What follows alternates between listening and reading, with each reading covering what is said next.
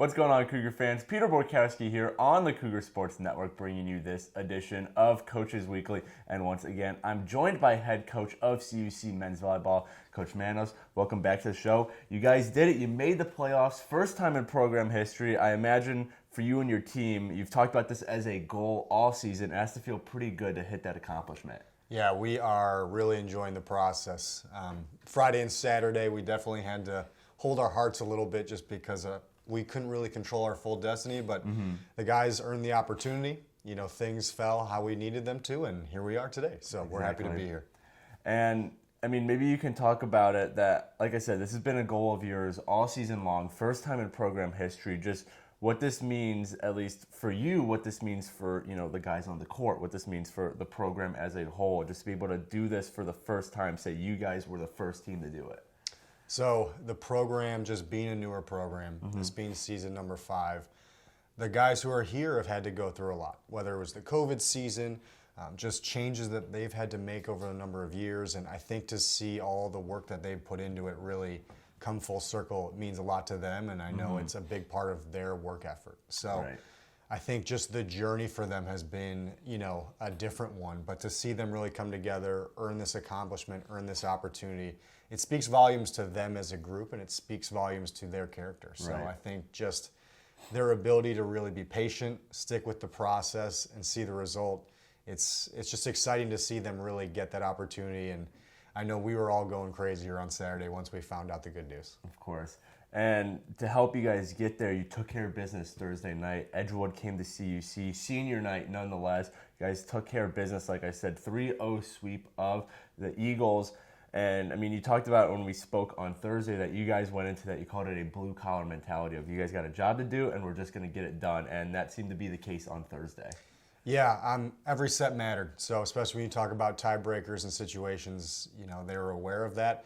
Edgewood is a team that's challenged some of the top teams in the conference. So for us, we had to take them seriously, find their weaknesses, and really execute on the serve and pass. And our guys were just on point from start to finish. So I was very happy to see that. And they had a little extra encouragement about some record breaking. So I think that helped as well. Well, I was just going to mention that record breaking. Of course, the big one of the night, Tyler Holubek, he scored his 362nd kill of the year. That's a new NACC single-season record. He ended up with 363 at the end of the night. But we've talked about Holubek before, and, I mean, it just has to be a nightmare for other coaches to prepare for Holubek on one side and then Luke Vozenelik on the other side.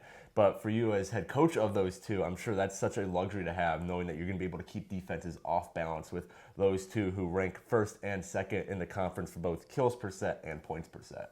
Yeah, I mean, big kudos to Ty. I know we've talked about in the past, but to ask him to be a 6-rotation hitter from his previous roles, I know is a big change, but he's embraced it. He's really, really just grown into it. And like you mentioned, to have two guys on two sides of the net that can consistently score for 6 rotations, it's tough to defend. You know, you have to pick one or the other. If you want to favor one, you know, the other one's done a pretty good job of just finding open space and making that work. So that dynamic has been a big part of our success. And again, if we're going to spread them out, game planning is your challenge then. Right. And now game planning is going to become more important than ever. You guys travel to MSOE tonight, first round of the NACC Tournament. And this is a team who took you guys down here in Geisman just a couple weeks ago. The Cougars were up 2-0, then MSOE stormed back to take it in 5. And, I mean, I'm sure as coach it was comforting to know you're able to take those first 2 against them and make it a close game. But what needs to be different tonight to close that one out? Because you guys, you know, it's no longer regular season. You lose, your season is over. So what's going to be the key difference maker from that loss here in Geisman a couple weeks ago to playing in MSOE tonight if you guys want to advance to the next round? There's a lot of good that we did in transition that needs to carry over. So whether it's our transition defense with our front court blocking or our back court as far as first contacts, that needs to carry over because it was extremely successful in that match. You know, for us, the big key is just serve and pass. It has been all year, and they are a team that when they're serving well, you know, can really execute on a number of things. Versus if we are able to pass at our rating that we're going for here, we know that we can side out quickly and we can keep our defense in a very competitive spot. So realistically, our serve and pass matchup is going to be a big part of this. We practiced it a lot yesterday, and that's the key really to victory, just because we feel very confident that the rest of our game can be a good matchup and a good dynamic for us.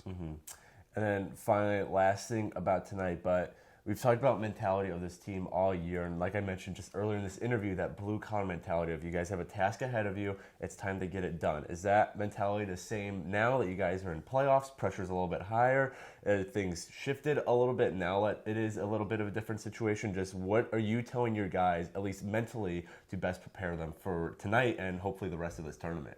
We have to take this as an opportunity and nothing more. I think for us is we're going to play at our best when we recognize that we have everything to gain and nothing to lose. You know, we have to just chip away and challenge teams and programs that making the tournament is a norm for them. You know, this is their regular routine schedule. So for us, being that underdog, being that villain, however you want to picture it, is we don't want to be playing tight and up close. We want to make sure that we're just enjoying the process, playing loose, because if we do that and we enjoy it, we're dangerous. I'll say that. Definitely. Well, the NACC tournament starts tonight, men's volleyball, traveling to the Milwaukee School of Engineering for the first round. That is a 7 p.m. first serve time. Coverage can be found at our website, as well as everything related to men's volleyball, cucougars.com. Coach Manos, again, congrats on making the playoffs, and hopefully you guys can make a little bit noise before next time we talk. But until then, this is Peter Borkowski signing off of the Cougar Sports Network and wanting to say, as always, go Cougars.